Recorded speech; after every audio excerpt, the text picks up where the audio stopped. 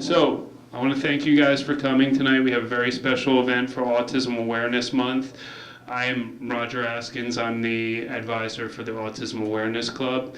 And tonight we're going to have Kerry Magro speak. But before we do that, I want to introduce a couple members of our Autism Awareness Club.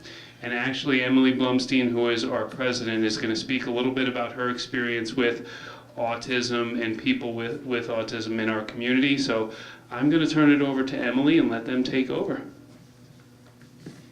Good evening, everyone. I'm Emily Blumstein, and I am the president of the Milburn High School Autism Awareness Club. Starting in elementary school, I've grown up and befriended so many peers on the spectrum and made so many wonderful friends. It's a part of my mission as president of the Autism Awareness Club, not only to spread awareness about autism, but also to promote love, respect, and acceptance for everyone in our community. Our club has created a safe environment for all students at Milburn High School, from everyone from peers and students with autism, students who have family members with autism, and every other supporter in our school. Through the club's efforts, I hope to close the gap between students on the spectrum and every other student and promote love and acceptance. Our main focus is to help students in the community on the autism spectrum, but I think we're also teaching our peers love and how to be more patient and kind to everyone. Autism is such a universal disorder, and it affects so many families in our community from different backgrounds and actually in all parts of the world. Here in Milburn, I am so blessed to be a part of this program and to have the awareness that I think we're all hoping and striving to spread. Thank you so much for being here, and have a good night. Enjoy.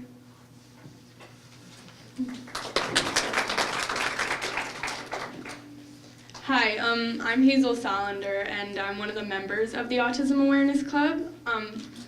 So I've been volunteering with children with autism for about 6 years now, but I've really been doing this my whole life. Growing up with an older brother on the autistic spectrum, I've learned a lot about all different kinds of people. Most importantly, I learned how special each individual is. We all have our strengths and weaknesses, and some may not be as obvious as others.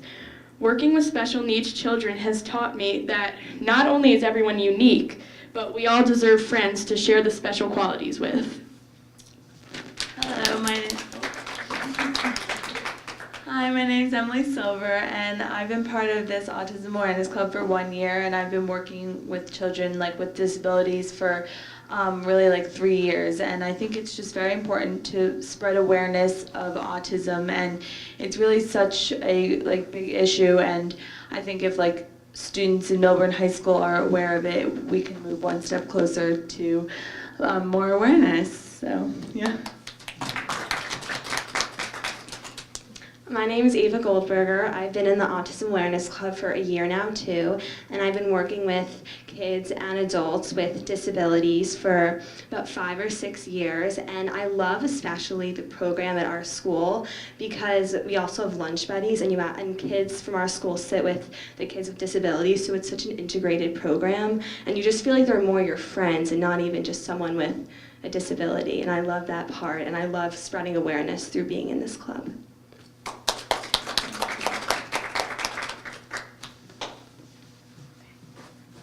So young ladies, that was very great speeches by all of you. I really appreciate it. And now I'm going to call up Kerry Magro. Kerry is a nationally awarded public speaker. He is also a young adult with autism. And I'll let him talk a little bit more about what he is. Oh, and a national best-selling author as well.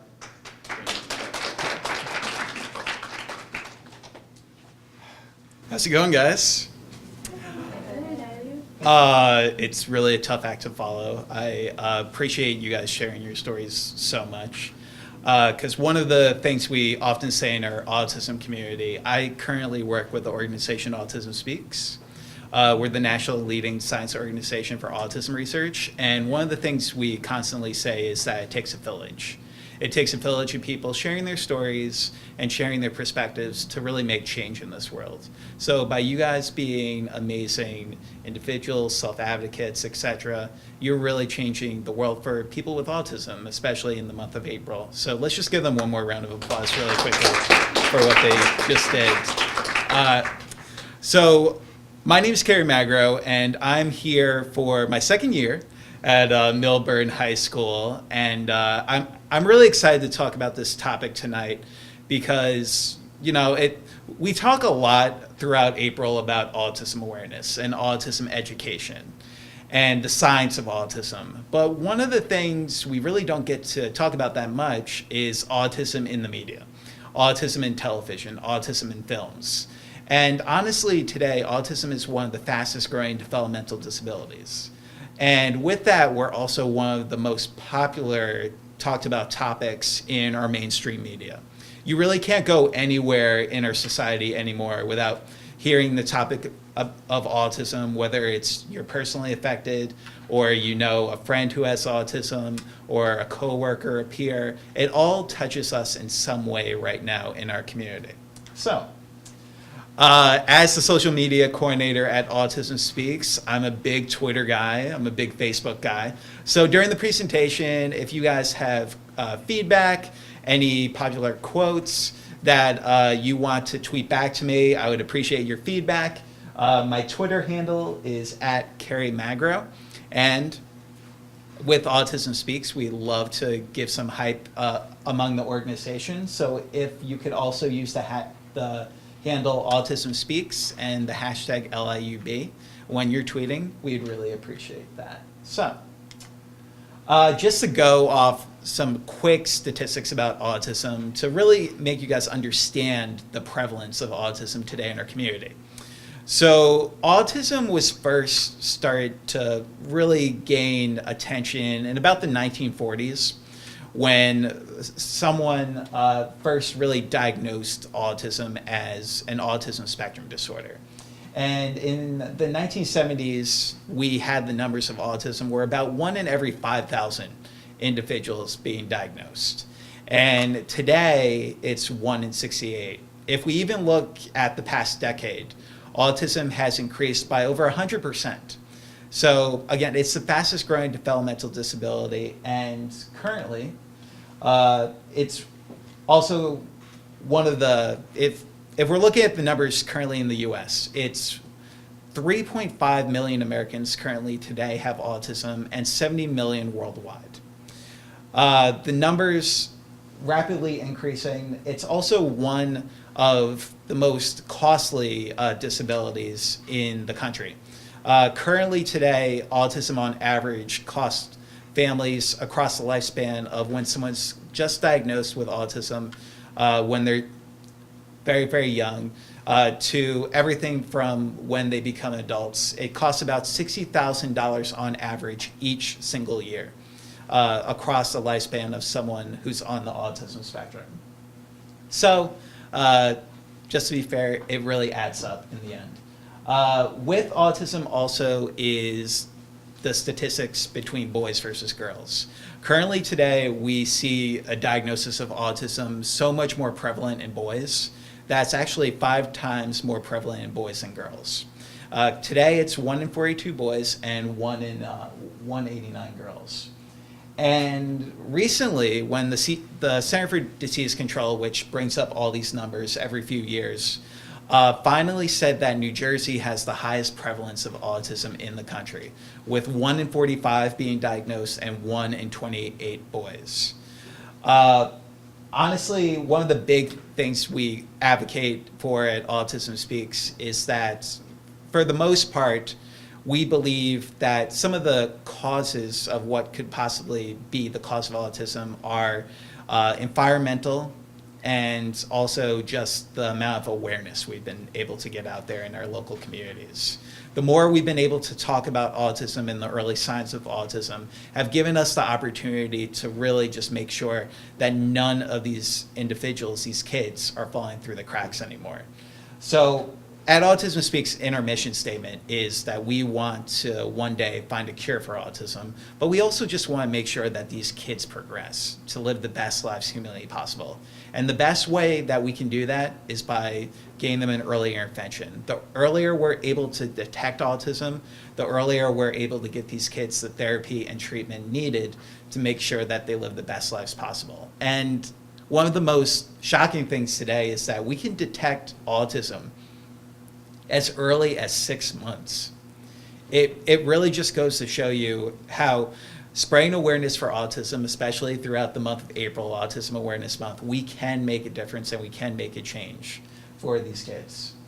And a side note, these kids are growing up. In the next decade, we're going to have 500,000 individuals in the US who will reach adulthood with autism. And it just goes to show, I mean, autism for so long, I mean, the numbers when I was a kid, when I was growing up, were about 1 in every 1,000. Having 1 in 68 today and just seeing those numbers increase every single year also just shows you across the lifespan, these kids are becoming young adults. The kids who were diagnosed with autism originally in the early 90s are now adults today. And we need to be there for them with supports. We need to be there for them with living. We need to be post-secondary, housing. Everything that we need to focus on these young adults is so important. So, this is my slide from my presentation from last year. So I'm going to talk a lot tonight about autism in the media, but I really want to just flash back a little bit to my presentation last year to fill everyone in. And my presentation last year was called Overcoming Obstacles from Nonverbal to National Speaker. And the reason because of that was because when I was just a little kid, I was actually nonverbal. I was nonverbal until I was 2.5 years old. And during the time, my family really didn't know what autism was, and they couldn't really understand those early signs of autism. So, you know, being a kid, 2.5 years old, no communication, not even words, was so difficult on my family. And because of that, we got really involved with making sure that I got the best therapies possible. But during the same time, we need to find out what was happening, why I wasn't talking, why I wasn't speaking. So for the next 1.5 years, we saw some of the best doctors, the best pediatricians, the best therapists throughout the tri-state area. And when I was just turning 4 years old, we found out that I had a form of autism called pervasive developmental disorder, not otherwise specified, which is a form of autism which is kind of in the middle of the road of autism. One of the things you'll get to know about autism in my presentation is that autism is a spectrum disorder. And if you've met one individual with autism, you met one individual with autism. Everyone with autism is unique in their own way. And one of the things we constantly encourage people to look at in our community is that different is beautiful. And regardless of your disability, you have so many abilities in yourself who make you who you are. And that's just so important, not only with autism, but just anyone. We're all people. And we shouldn't be defined by our disabilities and any one thing in our lives. We should go out there and define ourselves. Just going back to my earlier years, along with being nonverbal, I started gaining speech when I was about 3 years old, but it was a very long time coming. First, it was just a few words, and then it wouldn't be until I was about 8 or 9 where I would be talking in complete sentences and really getting to communicate with my peers on a level where I could build on friendships and build on just, you know, having good teamwork skills with my kids, with my peers when I was in school. And along with some issues with communication, I also dealt with extreme sensory integration dysfunction, which is basically the different senses, having an overload in different sensations, everything from different textures to different feels, to different sounds, to different taste. Everything, especially when I was a toddler, would send me into overload. My mom, who's here tonight, I couldn't be bathed until I was 18 months because of water. the feeling and sensation of water would make me go into overload. So it was definitely a long time coming. But I can honestly say today, based on the loving support of my mom, who's here tonight, the loving support of my dad, my family, my friends, and my village, the village which I hope you guys are able to build today throughout your high school, that I was able to overcome a lot of my challenges. Again, it was a long time coming, but because of my family, because of 16 years, almost 16 years of intensive physical therapy, occupational therapy, speech therapy, I was able to take something that was very, very uncommon at the time in autism and be able to learn how to use some of the strengths of autism, which for me were always my key interests, and turn that into a career in speaking. When I was 19 years old, when I was a freshman in college, I told people for the first time that I was on the autism spectrum. I definitely came a long way from when I was in school, when I was bullied, when I was worried about what other kids would think, to the point where once I got into high school, where I went to an out-of-district school for kids with learning disabilities, I was able to, for the first time, really get to embrace who I was as a person. When I first found out that I had autism, I was 11 and a half years old. And during that time, I had no idea what autism was. I always knew I was special, but I never really knew what that meant to me. And only until I got into high school, I really realized that autism was something that, social and communication disorder, but I had excelled so much growing up as a kid through my therapies that I saw, autism as just something of who I was, a part of who I am. And once I got to college, which was a dream come true, honestly, growing up, I never really assumed I was ever going to get into college. My parents actually applied me into 15 different colleges just because we knew we needed to get into somewhere. And ironically enough, we got into all 15 after it was all said and done. And that was kind of the first time I realized that the dream I wanted for so much as a kid was just to fit in with people. And when I would go into different situations, I saw college as something that, people just do. And to see that I could go from, being that nonverbal kid at 2.5 to getting into a college, and then to get into 15 colleges was kind of just something that showed me that, through hard work and determination, that things were possible. But that wasn't enough for me. Once I realized that was when I really decided that I want to turn that into advocacy for the future Kerry Magros, the future kids with disabilities, and make sure that they had someone to look up to. Because when I was a kid, I would have died to have someone like Temple Grandin to look up to. Dr. Temple Grandin is one of our leading autism advocates in our community, who diagnosed at a very early age, but has been able to make tremendous strides in our community. So my freshman year of college was the first time I told people about autism, because I wasn't in a school for kids with disabilities anymore. I was in a college with so many different individuals, and what I wanted to do more than anything was spread disability awareness. And I decided at that point to share with my peers for the first time that I was on the autism spectrum, because I wanted to share my experiences and my story with others to hopefully make people understand a little bit more about autism. But just because you have autism doesn't make you any less of a person. So I really started focusing on that, and in one of my first classes ever, giving my first public speech, I picked autism as my topic. And during my presentation, my final closing statement was, autism is very, very important to me. I have autism, but autism can't define me. I define autism in everything I'm doing in my life to this moment. And I could only hope the people in this audience can go out in their lives and define their lives in the best way that they see it.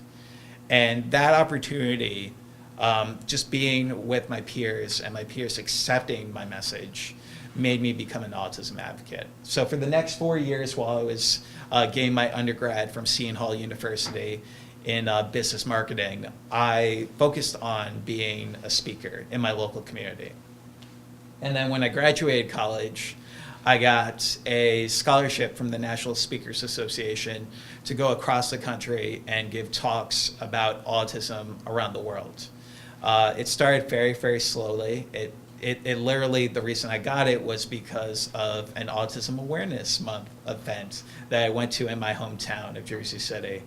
And literally just sent them a quick YouTube video, and the next thing I know, they're giving me scholarship aid to work on my communication skills to go around the world and talk about disability awareness. So that's what I've been doing for the past 4 years now. I've had the wonderful opportunity now to speak at over 450 events in the past 4 years all around the United States and Canada, all about autism and disability awareness, but also an education of disabilities, advocacy for disabilities, and acceptance for disabilities. Have got to meet amazing individuals like Temple Grandin, but have also got to meet a lot of celebrities who were involved with the autism philanthropy. One of the things I always throw out there is Luke Bryan, because I do this in a lot of high schools and grammar schools because, people like Luke Bryan,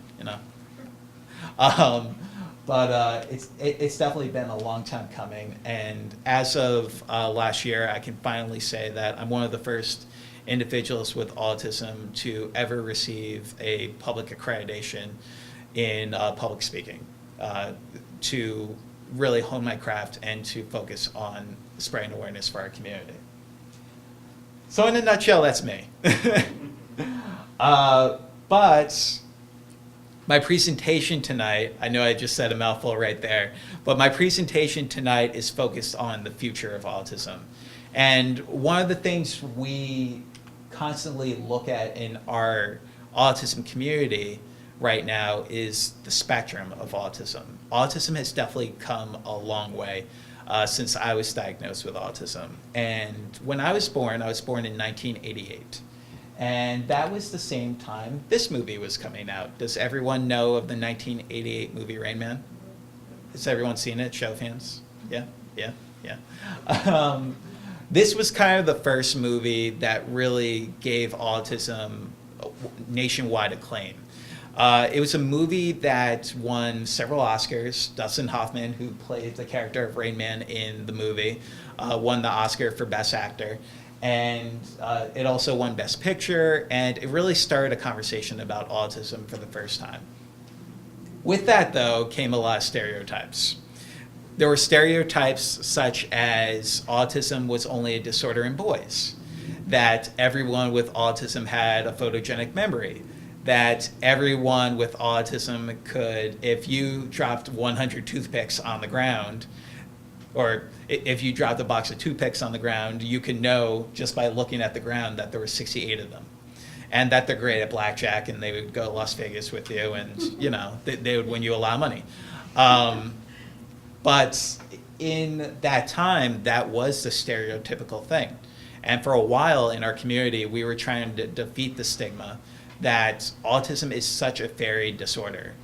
In itself, it's a social and communication disorder, but because the spectrum has become so wide, we have been able to see that every one individual with autism is unique, and no one is Rain Man. Rain Man will be the only Rain Man in our community. And another movie that came out that's kind of given a little bit more perspective into autism is the 2010 film Temple Grandin, which was on HBO Films, starring Claire Danes, who won the Emmy for Best Actor, but also another movie that just showed that autism is not only in boys, but it can be in girls. And with Temple Grandin's story came just the fact that she really made it shown that autism is so varied, and that autism isn't just something that affects social and communication, but it can affect a wide range of areas. Temple Grandin's issue was never having difficulty with speaking. It was always things with sensory integration. It was always things with anxiety. And because of her character, it showed a whole nother spotlight onto what autism could be in our community. The popular images of autism in television, again, autism has become so popular, but these are two of the most well-known television shows about autism are in Parenthood, which just ended its streak on NBC, which had a character, Max Kellerman, who's that little boy being hugged by his mom in the left-hand corner, has Asperger's syndrome. And then the other show, The Bridge, which just got canceled, unfortunately, after 2 seasons, starred a detective who was on the Asperger's syndrome, which was played by Diane Kruger, who was in movies such as National Treasure, and just one with Liam Neeson. I can't even, Unknown, that's the one it was. This film in particular, this television show in particular really stood out to me because it featured not only a girl with autism, but a young adult doing something pretty cool, being a detective and showing kind of the opportunities in employment in many ways, because with autism comes a lot of key interest. And having the ability to really think critically, kind of like a detective, and kind of just in her overall character on the show for the 2 seasons. With our community and in the media, one of the things we do a lot, especially on social media and especially in the field, is we talk about quotes about autism that could change people's perspectives about autism. So I usually try to throw in a few quotes during all my presentations, and these are 3 of the ones that I like the most. And the first one is by the leading advocate, Temple Grandin. And it's one I kind of religiously say as my mantra, and that's that autism is different and not less. The second one by another great autism advocate named Stephen Shore, who's wrote several books about autism. If you've met one person with autism, you've met one person with autism. And then finally, Alexis Weinman. Alexis Weinman was one of the first women with autism to ever compete in the Miss America pageant. And her platform was normal is just a drier setting. And it's really a great saying, but it's also so true. I mean, what is normal in our society anymore? And her message in the pageant and along with what she's doing today is that we should define normal basically in our society as just something that's non-existent anymore, because everyone is so unique and so different than the next person you're going to meet, and that's what she does till this day. So another reason why autism in the media has become such an important topic for me is because of my background. And along with 16 years of intensive occupational, physical, and speech therapy, I also had music therapy, and I also had theater therapy. Music as a kid, when I was dealing with so much sensory overload, music kind of soothed me in many instances. Whenever I would hear music on an iPod or just in my house or on the radio, it would take away the sensations of the loudness in that sound. It was almost unexplainable to the amount of enjoyment I got from it. So when I was a kid, I used to love like 1980s. I love the Eagles. I love Journey. I love Foreigner. And in the 90s, I always say that I'm going to form a 1990s cover band once I'm like done and retired. I love the Backstreet Boys. I loved NSYNC. I love Spice Girls. I loved all of that music when I was a kid. But because my parents saw that in me, they got me involved with theater and musical theater to try to see about building on my social and communication skills. So I did that for a while, and it really helped me a long, long way towards becoming a public speaker and speaking in the public light. And that's when I became a young adult, I got involved with my first movie. And this was actually when I was an intern with Autism Speaks in 2010. I was a junior in college. I was basically the guy who would just answer the phones in the office. And one day I get a call from the director of the movie Joyful Noise. His name is Todd Graff. And he had read one of my blogs about my involvement with theater growing up as a kid. And he asked me, literally that day, just called just called our like hotline number and said, Kerry, I'd love you to work on my film. And I was kind of like, what are you talking about? Who are you? Like, this is really odd, and you should just hang up now. I'm not the guy for you. But I listened to him, obviously. I listened to him, and within that 15-minute conversation, he sent me the script to his film and asked me to rewrite the character based on my personal perspective of autism. There was one character in the film who's on the Asperger's syndrome, a 14-year-old teenager with Asperger's, and because of my blog, he said that he wanted me to make a realistic portrayal of this character. So in 2 days, 2 very, very long days, I rewrote an 88-page script from this character and sent it back to him, sent the entire PDF back. It took so much time to scan all that, by the way, let me tell you. But he was really excited, and a week later, we're having lunch in New York. I was kind of like in like my best. I was literally dressed up in a suit, like the whole 9 yards. I'm like, I'm meeting a movie director. This is pretty cool. I got like dressed to impress.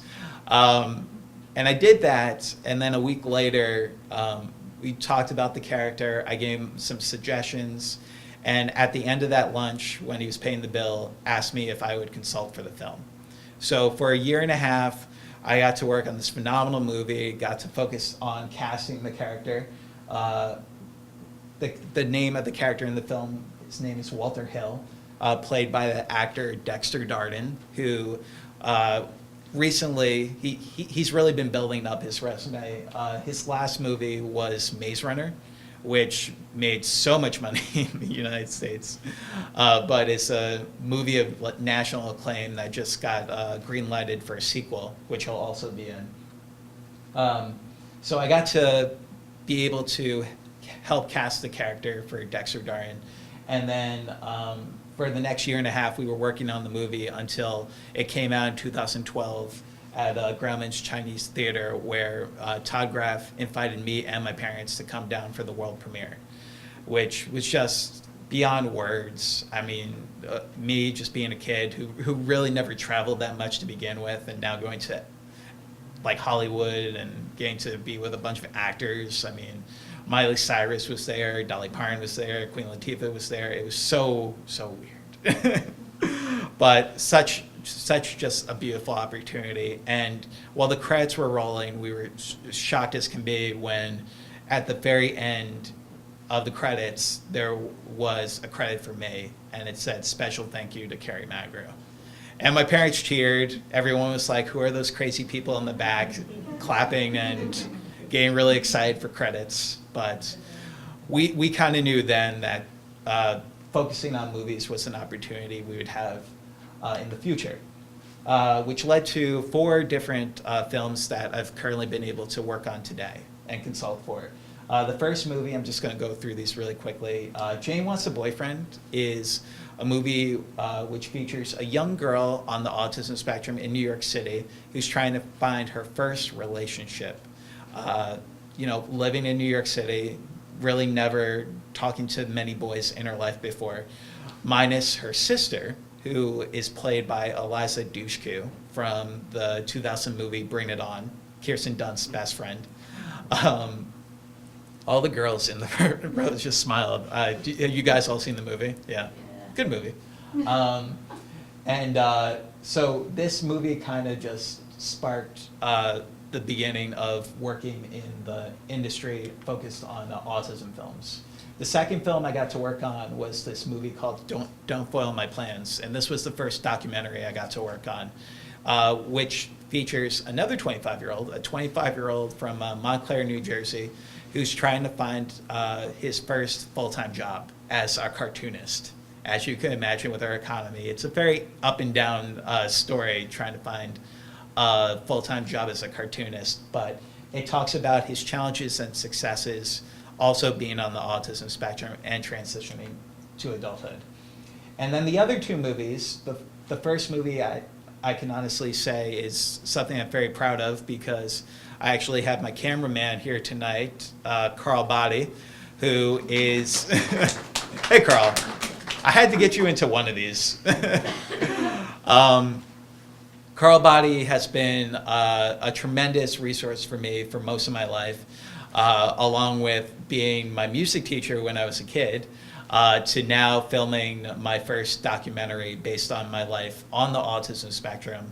And Carl has been phenomenal, following me around to different speaking events in the past year, and just getting to hear my story, but also hear the story of just so many great individuals like yourselves in the audience.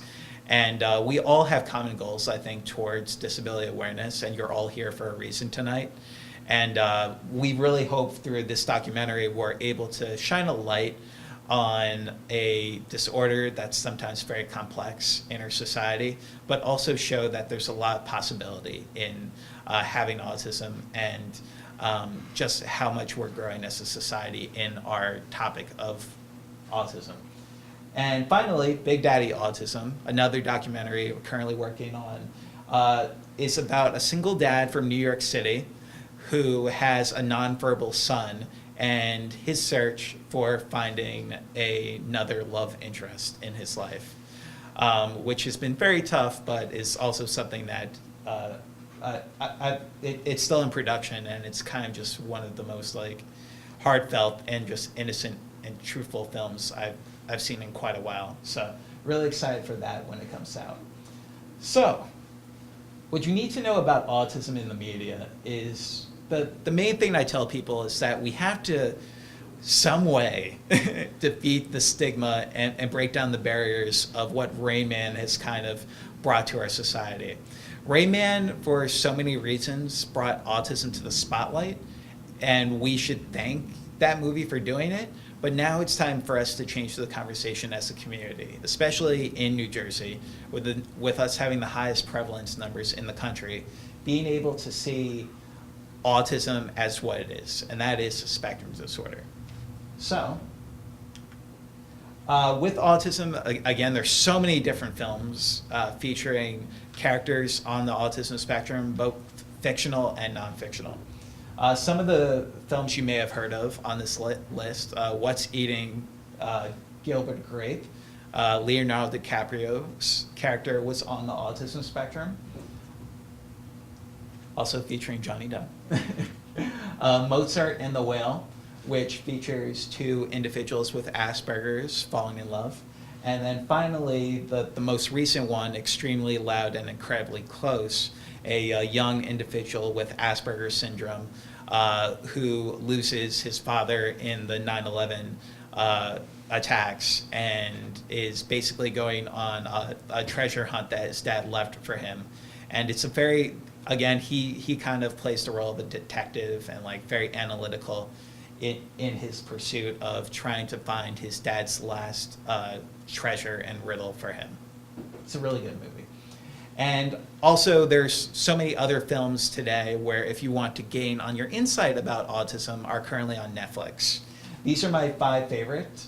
Sounding the Alarm is a piece that looks at different families across the United States who all have someone on the autism spectrum. And it just came out last year. And it's really a movie to show how fast autism is growing in our society and how much support we need from it, especially from a grassroots level. Fly Away, another great documentary. The Story of Luke. The Story of Luke is a fictional piece which stars Seth Green, who was very, very popular in the Austin Power movies and is currently on a voiceover character for Family Guy. And really good story about a young adult finding employment for the first time, but also trying to get into a relationship and trying to focus on the transition in his household, which no spoilers, but it's a very just interesting story. A Mother's Courage looks at a mother who has a nonverbal son who actually started a foundation called the Golden Hat Foundation, which Kate Winslet is one of the co-founders of the organization. And it's a great movie that really just looks into nonverbal autism. One of the things we are constantly learning in our community is, currently 1/3 of individuals in the United States currently are nonverbal with autism. But with that, over 40% of individuals in the United States who have autism currently have above or above average intelligence. So it just goes to show you, even if you can't speak, it doesn't mean you can't communicate. And that's something we constantly try to tell people about people with nonverbal. Some individuals I know today who are nonverbal are some of the most brilliant people I know in my life. And it goes to show you, because most of those individuals communicate with me and communicate with people around them with technology. Things like Dragonfly Naturally Speaking, using an iPad. It really has shown us how far we've come as a society. And then Dad's in Heaven with Nixon kind of looks at a father's tale. It's a really odd title, but it's another great story. And at Autism Speaks, we did a news story for this called 5 Autism Films on Netflix, if you want to learn more about all those films. In publishing today, autism in the media, if you currently look on Amazon, if you literally type in autism on Amazon, you will find over 1,600 books on autism in paperback currently on Amazon. Whenever I get a mom with a kid who's just newly diagnosed, they tell me that they're going to read every single book they can on autism on Amazon, and then I usually have to tell them that there's 1,600 books for you to read. So, autism has become such a popular topic, especially in publishing today. Some of the most popular authors today, Temple Grandin has written several books, especially now since the HBO film Temple Grandin came out. John Elder Robison, Carly Flashman, Tony Atwood, and Ellen Nabam are also very, very established authors. These are 5 of my favorite books on autism currently today. Temple Grandin's Thinking in Pictures, My Life with Autism, really focuses on just her overall autobiography and her story across the lifespan.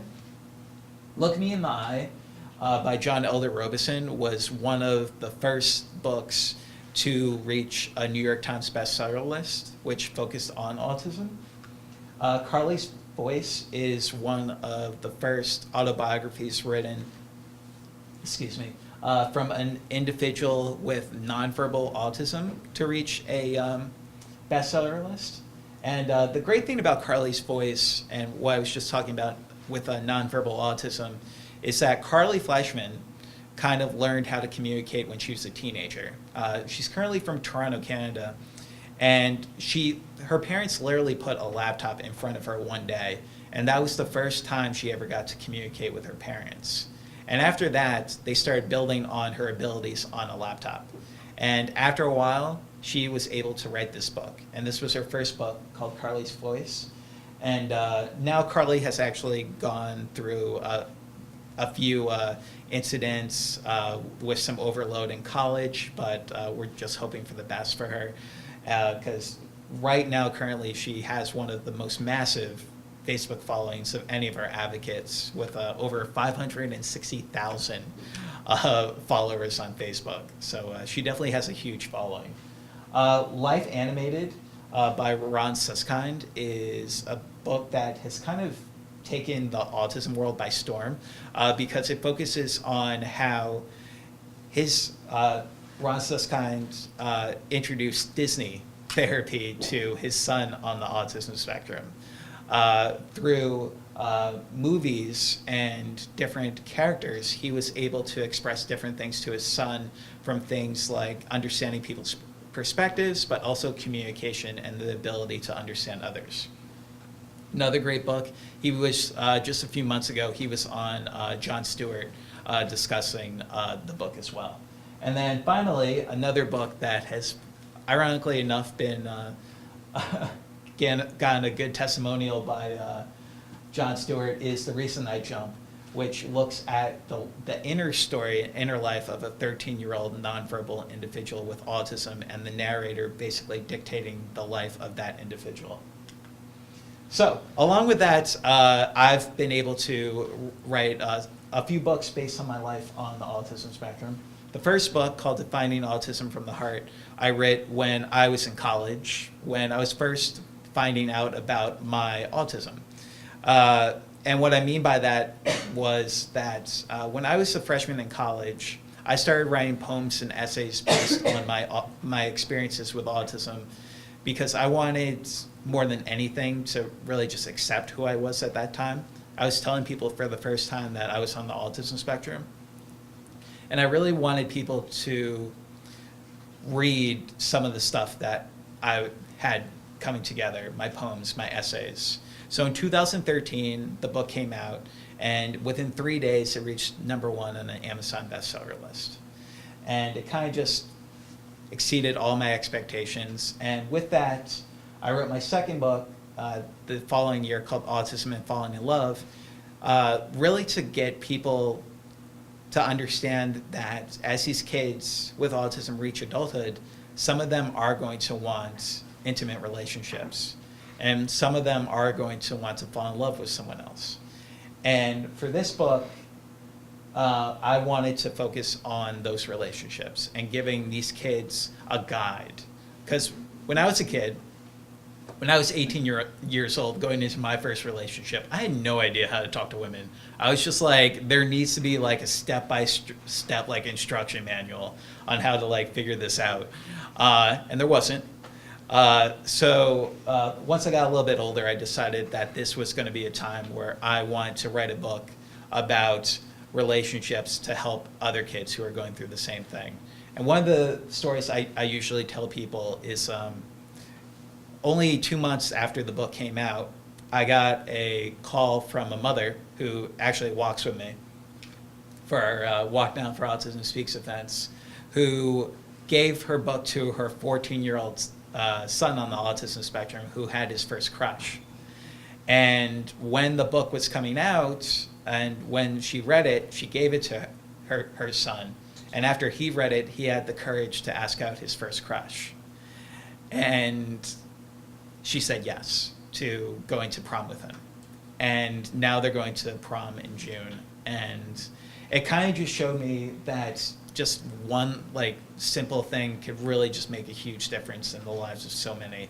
And that's why I want to continue writing books to spread awareness, but also hopefully help in the lives of others along the way. So, some other, in television today, some of the other things which we constantly see about autism, it's a really funny quote.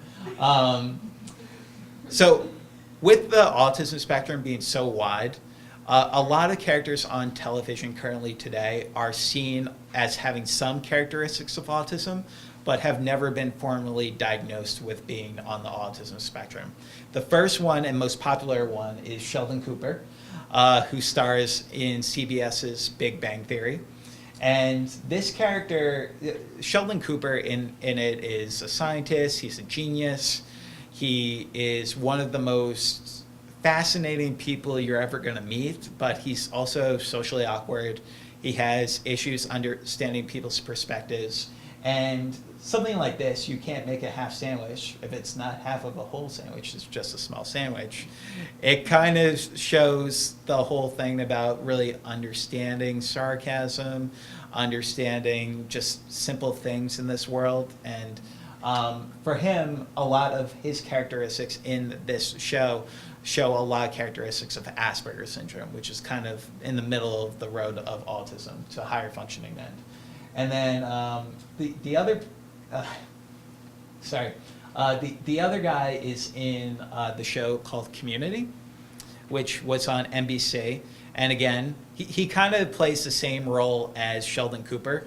He's one of the geniuses in his class's study group, but he also has a lot of difficulty with social and communication. He's one of the smartest kids you're ever going to meet, but he still has issues with trying to relate with others. With the media, one of the big things we're trying to encourage people to do, especially on television right now, especially in news stories, is to give individuals with autism the opportunity to share their stories. So many times today, especially with autism, the popular image of autism is with children. And it's focused on children with autism and how to best help them with treatments and therapists. treatments and therapies. And sometimes because of that, you're going to see all these different experts on autism. But what we're constantly learning is that individuals with autism have their unique perspectives, which really can educate our community as a whole. So, in the past few years, I mentioned Temple Grandin and John Elder Robeson, but a few of the celebrities in our community have came out about being on the autism spectrum. 3 of these people you may know. The first one is Susan Boyle, who got famous when she was on Britain's Got Talent singing I Have a Dream. And she came out in 2010 about having Asperger's syndrome, saying that she's always had difficulty with social interaction and communication, but wanted to come out to become an autism advocate. Daryl Hannah, who was a very, very big actress in the early 1990s and late 1980s. The role that she's popular in is the movie Blade Runner with Harrison Ford. And she came out a few years ago about having Asperger's syndrome as well. And finally, my favorite on the list, Dan Aykroyd, who was on Saturday Night Live for so many years, but one of the things that Dan Aykroyd says is that he realized that he had Asperger's basically in the 80s and early 90s. And this was the first time the movie Ghostbusters was coming out.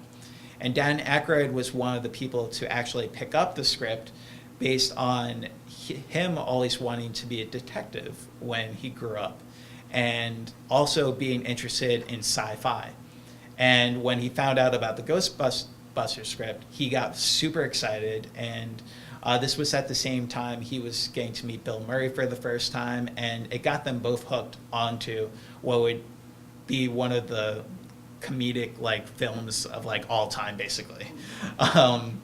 So it just goes to show you that there is a wide spectrum, and today some of the most successful people in the world are also on the autism spectrum. With media, there's so many different movies on autism, there's so many different TV shows on autism, but there's so much online about autism today. You really can't go anywhere nowadays without being on Facebook or Twitter or, thank you for that. Yeah, that's how you're losing your voice. Losing my voice a little bit. Yeah, well, but so 3 websites that I currently write for, which all focus on spreading autism awareness and autism acceptance.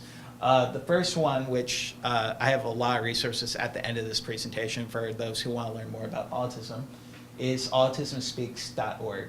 I've been writing basically since I was an intern with Autism Speaks since 2010. So I've been blogging for them on a biannual basis for the past 5 years now, all on different topics from early intervention to adulthood with autism. The Mighty. I'm going to have a Marco Rubio moment.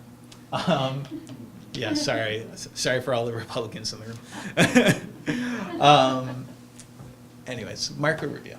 Not in this presentation. TheMighty.com is just a year old, and it focuses on inspirational stories not only in the autism community but the disability community. It focuses on autism, it focuses on dyslexia, ADD, ADHD. It also focuses on physical disabilities and also different characteristics of people who might have a disability and kind of their stories as well. And then finally, autismafter16.com focuses on young adult stories of individuals on the autism spectrum. It focuses on a wider range of topics focused on the transition to adulthood and things like I was talking about housing, post-secondary programs, and basically any topics that young adults with autism are going through today. With that, as soon as I was working with Autism After 16, I got this great opportunity. Emily, this might be something for you. I started a scholarship program when I was just getting out of Seton Hall University called the Making a Difference Autism Scholarship Program. And I wanted to start this scholarship program because when I was going into school, there really weren't that many opportunities for individuals with autism in terms of scholarship aid. So I started this, I basically filed my 501c3 paperwork in my last semester of college. And during this time, I got really involved with just learning more about adults with autism and their stories. So I started the scholarship really not knowing where it would go. And now we've made it into an annual event, an annual scholarship where we give one scholarship out in the spring and then one again in the fall for individuals with autism who want to pursue a post-secondary program. And since we started, we've given out 13 scholarships. We hope to give out a few more this year. And one of our long-term goals is to write a book on all our scholarship winners to highlight their stories and also then to fund more scholarships from the proceeds of those books so more individuals with autism can go to college one day.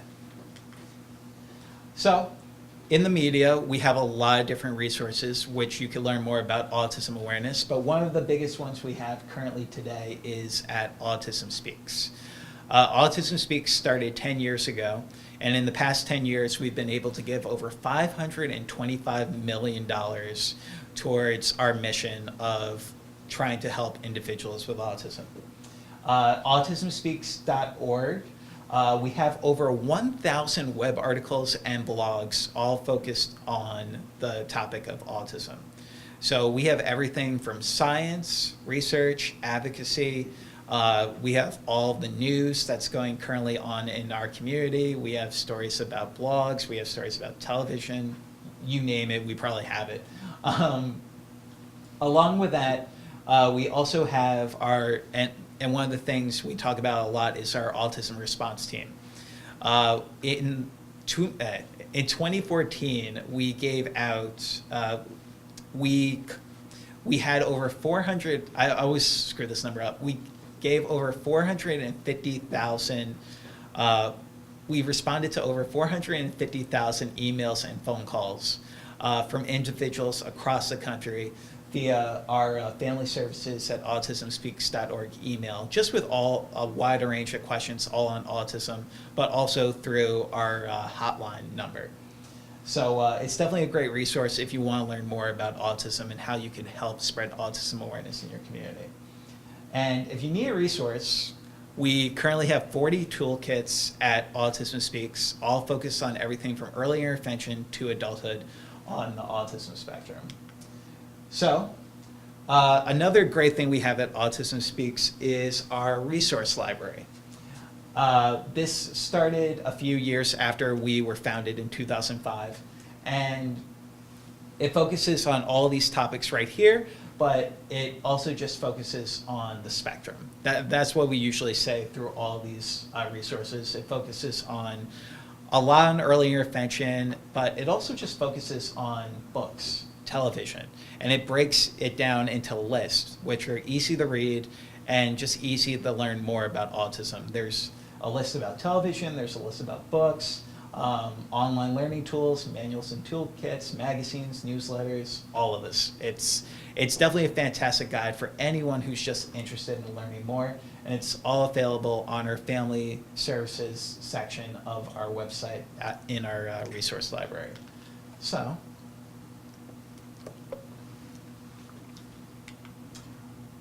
summary, we're almost done. Autism today is the fastest growing developmental disability in the world. And with that, one of the things I constantly tell people is right now in our community this year, there was a study done by a MIT professor who said that because of the CDC numbers constantly increasing, that by the year 2025, the numbers of autism might be 1 in every other individual in the United States being diagnosed with autism. Granted, I don't believe this will be what will be happening, and my colleagues at Autism Speaks don't believe this will be the number. However, just to have that number in our heads for a second, autism is something that has been constantly growing, but it's also hitting so close to home right now. Everyone knows about autism. Everyone knows someone, whether it's through a personal connection or someone else. And it's why, especially during the month of April, Autism Awareness Month, National Autism Awareness Month, that we really need to do justice by our community and make sure that we're spreading an education for these kids. It's a spectrum disorder. If you met one, you've met one. And kids with autism are constantly growing up. The popular image of autism right now is focused on kids because that's where the majority of individuals with autism are. About 80% of our community in the US on the autism spectrum are kids who are 17 years of age or younger. So there's still not a lot of adults on the autism spectrum, but like I was talking about earlier, in the next decade, that number is going to be constantly increasing. So we need to be there for these kids throughout the lifespan because autism isn't something you grow out of when you become an adult. It's a lifelong disability, and we need to be ready for them across the lifespan. So finally, one thing that I honestly just think I've been blessed with the opportunity to do, especially in the past 8 years, is to share my story with incredible individuals like the people in this room, but also to just let people know that, you know, for so long when I was a kid, I didn't think much was possible. I didn't think this was possible. I didn't think speaking in front of a crowd of you guys, let alone sitting in a crowd listening to a presentation on autism was possible. But this is a goal that I'm constantly pursuing because I feel like, and I get this a lot right now with my 11-year-old mentee who wants to grow up to be a New York Jets cheerleader. And I constantly just think about the fact that I want her to live the best life possible. And I was just having a conversation with someone about this earlier. And I want her to just be able to strive and progress and achieve her dreams. And I could just honestly hope that for anyone in this room. And by everyone in this room hopefully spreading autism awareness, we can, because it does take a village, change the world for these kids. Grassroots efforts have been shown to make change in our world. And honestly, that's how some of the biggest things in the world have been able to change for individuals. So in our local Millburn community, in our local New Jersey community, let's make a difference for these kids all through the month and all through the year. And hopefully we can make a difference and help them define their lives in the ways that they best see it. Thank you guys so much.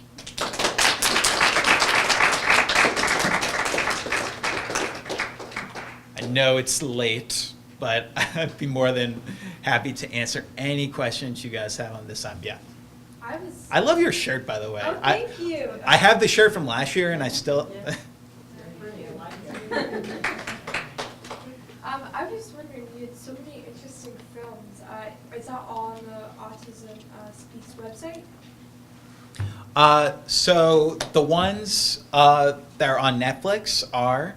Mine personally aren't, but if you go to my website, kerrymagro.com/films, you'll be able to read a little brief description on each film, along with URLs that you can learn more about how you can either buy the films or you can learn more about when the films will be released.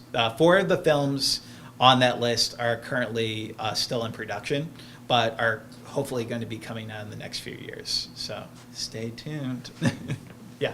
Like years ago when technology wasn't as advanced as it was today, how did kids who are older, like their teens who were nonverbal, how did they communicate? They didn't have a computer or an iPad. Well, They write. It feels like so long ago too. It's like I always say, like back in my day, when I was young and no. So we've had technology basically. We haven't had as good of technology in like 10, 15 years ago. Like we still had computers, but they were far less advanced than what we had now. I say that. Oh my God. But people, and honestly, minus technology, there's different things such as writing utensils and different things that are really able to help kids who are especially nonverbal. You really have to find different means and really try to create the wheel, especially back then. So people would try like flashcards, people would try hand signals, hand gestures, writing utensils, trying to teach them how to use script and how to communicate via that way. But for the most part, and I mean, what we're constantly learning about individuals with nonverbal autism is that the more technology we're able to give to them, the better they'll be able to progress. So, hope that helps. Yeah. Any other thoughts, questions? Is anyone tired? Yes. Well, if there's no other questions, I just wanted to thank you guys so much for coming out, and I appreciate Roger inviting me back, all of you for sharing your story. And I also wanted to share that I'm going to be donating a copy of both my books, Defining Autism from the Heart and Autism and Falling in Love, to the Milburn High School Resource Library. So you guys can share the book with your peers and hopefully spread autism awareness throughout 2015. So hope that will help as well. So thank you guys for coming out. We really appreciate it.